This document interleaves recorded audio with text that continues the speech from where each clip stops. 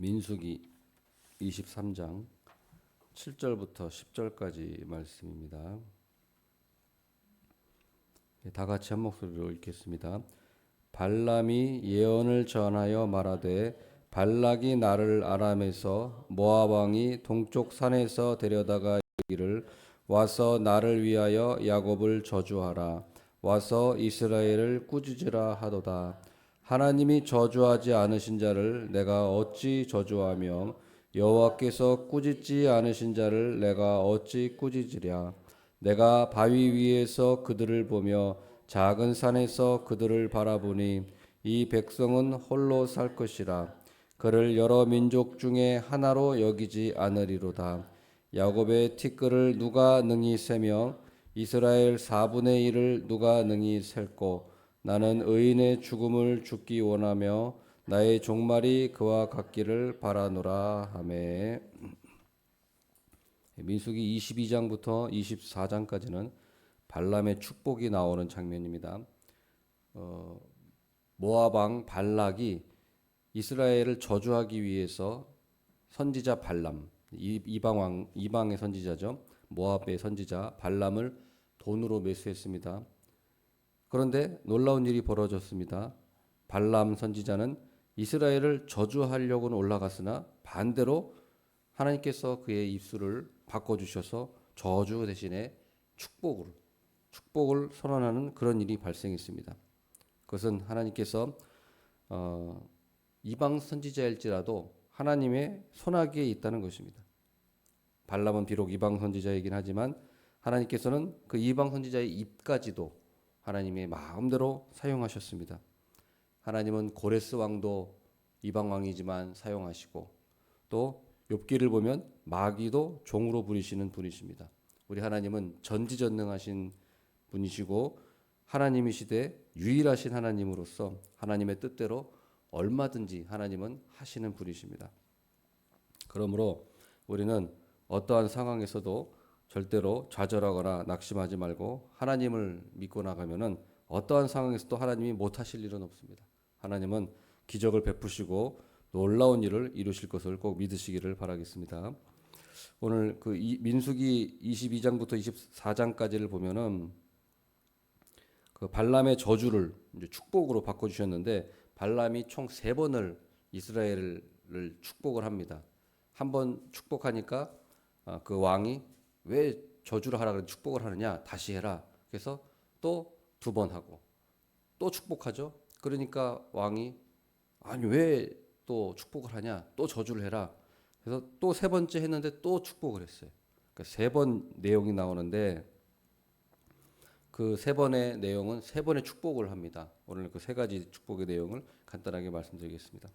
첫 번째 축복은 이제 8절에 나오는데요. 8절에 보면은 하나님이 저주하지 않으신 자를 내가 어찌 저주하며 여호와께서 꾸짖지 않으신 자를 내가 어찌 꾸짖으랴.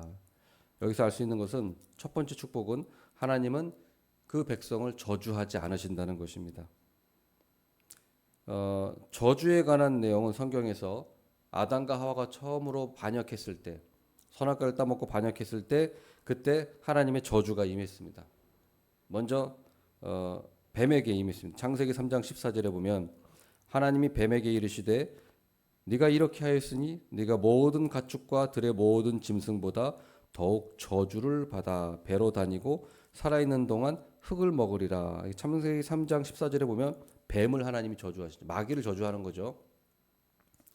그 다음에 또 땅을 저주하십니다. 창세기 3장 17절 보면 땅은 너로 말미암아 저주를 받고 가시와 엉겅퀴를 낼 것이라. 땅은 너로 말미암아 저주를 받는다. 이 말은 뭐냐면 아담과 하와의 후손들에게 사망이 오고 임신의 고통과 수고의 고통이 오는 것이 왜 그러냐? 저주. 하나님의 저주의 결과예요. 또 어떤 저주가 있냐면 율법의 저주가 있습니다.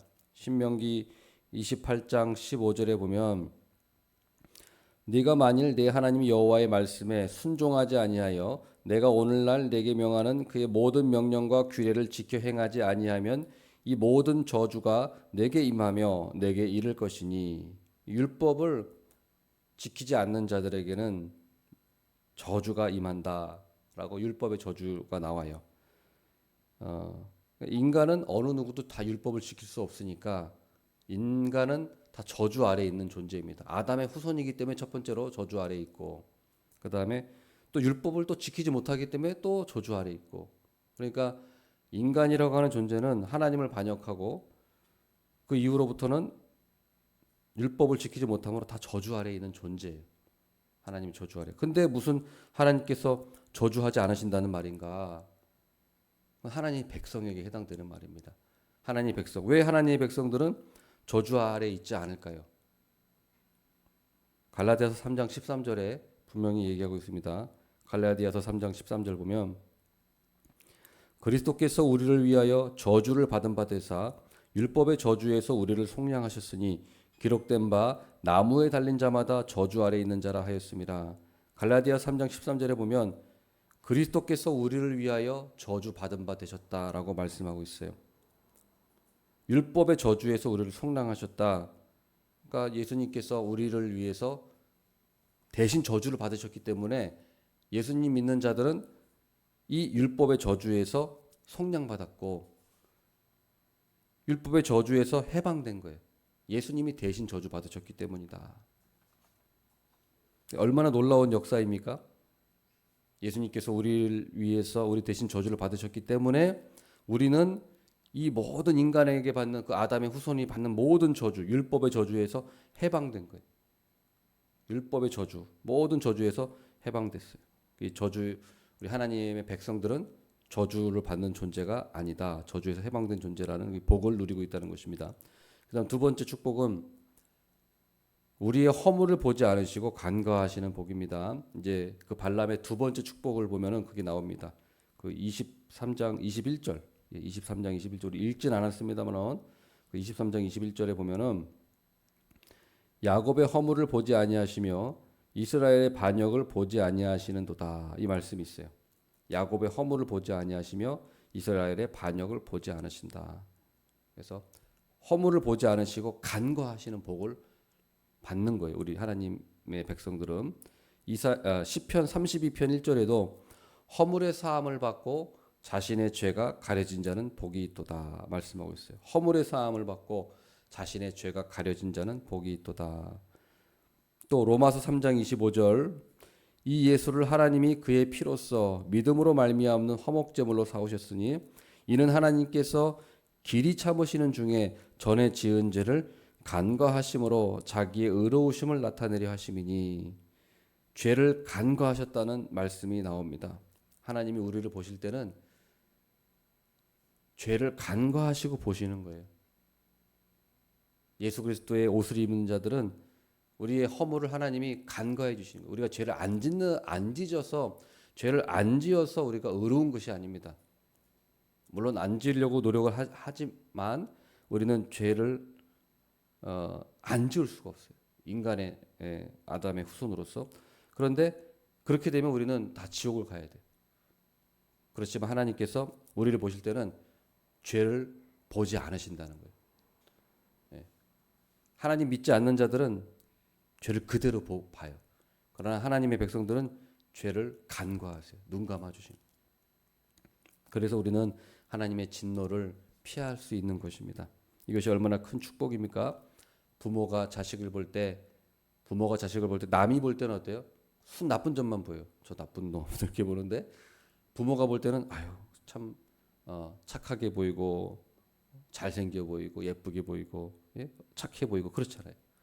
이게 관점이 보는 게 다른 겁니다. 왜 그렇습니까? 자식이기 때문에 사랑하시기 때문에 간과하시는 그 복을 하나님 백성은 누리는 것입니다.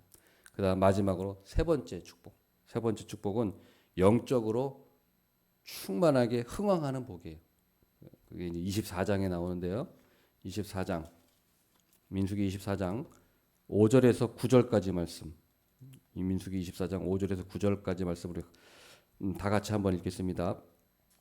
야곱이여 내 장막들이 이스라엘이여 내 거처들이 어쩌 그리 아름다운고 그 벌어짐이 골짜기 같고 강가의 동산 같으며 여호와께서 심으신 침향목들 같고 물가의 백향목들 같도다.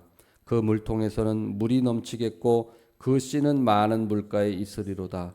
그의 왕이 아각보다 높으니 그의 나라가 흥왕하리로다. 하나님이 그를 애굽에서 인도하여 내셨으니 그 힘이 들소와 같도다. 그의 적국을 삼키고 그들의 뼈를 꺾으며 화살로 쏘아 꿰뚫으리로다. 꿇어 앉고 누움이 숫사자와 같고 암사자와도 같으니 일으킬 자 누구이랴. 너를 축복하는 자마다 복을 받을 것이요 너를 저주하는 자마다 저주를 받을지로다. 아멘. 이제 이게 발람의 세 번째 축복인데 여기서 이걸 한마디로 말하면 영적으로 흥왕하는 복이에요. 하나님 백성들은 이 복을 받아 누립니다. 오늘 그 본문 오늘 방금 읽은 말씀도 보면 이스라엘의 거처들이 어찌 그리 아름다운고 하면서 그 벌어짐이 골짜기 같고 강가의 동산 같고 또 백향목, 침향목 같고 또 그 물통에서는 물이 넘치겠고 그 씨는 많은 물가에 있으며 또 들소와 또 숫사자와 암사자와 같을 것이다. 이 말씀이 다 상징하는 게 그거죠. 강가에 있는 동산과 나무들 물이 흡족하게 넘치도록 공급받는 거예요. 하나님께서는 그의 사랑하신 백성들에게 이 축복의 생수를 공급하시고 계신 것입니다. 그 다음에 침향목, 백향목 이것은 나무들 중에 최고급 나무입니다. 이 침향목, 백향목은 특유의 향이 있어요. 그래서 가장 아름답고 좋은 향기가 나고 특유의 향이 나서 벌레가 생기지 않는 나무입니다. 그래서 또 매우 견고하고 튼튼한 나무예요. 그래서 건축과 가구 제작에 최고급 재료로 사용되는 게 이 침향목, 백향목입니다. 그래서 솔로몬이 성전을 지을 때도 두로 왕한테 많은 돈을 주고 배에다가 실어서 수입해 가져와서 성전을 지어요. 예, 이스라엘에는 이게 없거든요, 이 나무가. 두로에 있으니까 그거를 많은 돈을 들여가지고 그걸 수입해 온다고요. 그걸로 다 성전을 짓는 거예요. 이 백향목, 침향목. 근데 하나님께서는 우리를 보실 때 이 백향목, 침향목 나무처럼 이렇게 보신다는 거예요. 그 다음에 그 들소, 숫사자, 암사자 이게 무엇을 상징합니까? 힘의 상징. 들소는 채식 동물 중에서 가장 힘센 동물이에요. 사자는 육식 동물 중에서 가장 힘센 동물. 가장 힘이 세고 용맹스러운 동물입니다. 자, 이처럼 하나님의 백성은 끊임없이 이 생수를 공급받아요. 영적인 생수를 공급받고 또 백향목처럼 하나님께서는 그 백성들을 최고급으로 귀하게 길러주시고 사용해 주시는 거예요. 그 다음 들소와 사자 같이 하나님 백성들에게 하나님은 힘과 용맹스러움, 이 힘을 공급해 주세요. 예, 힘을. 그래서 어디서 모르는 게 아니라 하나님이 힘을 주셔서 하나님의 일을 감당할 수 있도록 이 세상을 살아나갈 수 있도록 힘을 주시고 용맹스러움과 담대함을 주십니다. 말씀을 맺겠습니다. 하나님께서는 이 발람 선지자의 입을 바꿔서 전능하신 하나님이시기 때문에 축복으로 바꾸셨어요. 우리 하나님의 백성들은 하나님이 저주하지 않으세요. 이스라엘 아무리 뭐 어떤 사람이 하나님 백성들을 저주한다 할지라도 저주가 통하지 않아요. 하나님 백성들은 오히려 하나님의 백성을 저주하면 그 사람이 저주를 받을 거예요.